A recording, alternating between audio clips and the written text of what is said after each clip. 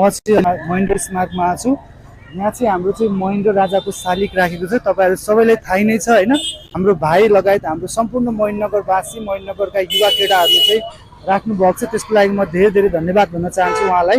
So म उहाँलाई चाहिँ सानो केही कुराहरू उहाँलाई चाहिँ हाम्रो महेन्द्र राजाको बारेमा र यहाँ चाहिँ मूर्ति राख्नको मेन लक्ष्य के हो म उहाँ भाइलाई चाहिँ सोध्न चाहन्छु। नमस्ते, मेरो नाम सुजित श्रेष्ठ, म स्वतन्त्र युवा र युवा अभियन्ता। ल यो मूर्ति तपाईँहरूले चाहिँ राख्नुको खास कारण के हो त्यो पनि भनिदिनु न है। यो खासमा चाहिँ मूर्ति राख्नुको कारण चाहिँ हाम्रो यो महेन्द्र राजाले चाहिँ बनाएको चाहिँ यो ठाउँ महेन्द्रनगर र यसलाई पुरानो बजारको अनुसार चिन्दातिर चाहिँ घुसडी बजार भनेर चिन्छन्। त्यसै कारणले चाहिँ हामी महेन्द्रको युवा र यहाँको महेन्द्रको सबै व्यापारी अनि लगायत सबै महेन्द्रवासीहरूले चाहिँ अब यो बारेमा चाहिँ जोड दिनुपर्छ भन्ने चाहिँ हामीलाई भनिसकेपछि चाहिँ हामी चाहिँ त्यही अनुसार हामीले चाहिँ काम गरेको।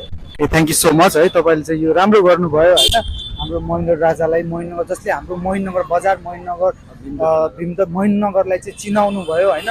उहाँको लागि तपाईँहरूले यति ठुलो सङ्घर्ष गर्दैछ त्यो राम्रो कुरा हो। यस्तो खासमा चाहिँ अहिलेभन्दा लगभग 64 सालमा चाहिँ यहाँको चाहिँ विगत नेताहरू चाहिँ जो आफूलाई एकदम बुद्धिजीवी नेताहरू सोच्नुहुन्छ उहाँहरूले चाहिँ अब आफ्नै पार्टीको दलहरूको मान्छे लगायत अरू कोही मान्छेहरूलाई चाहिँ जोडेर त्यो 1-2 हजार साइन गरेर चाहिँ महेन्द्रनगर नगरपालिकालाई चाहिँ भीमदत्त नगरपालिका बनाउनु भएको थियो।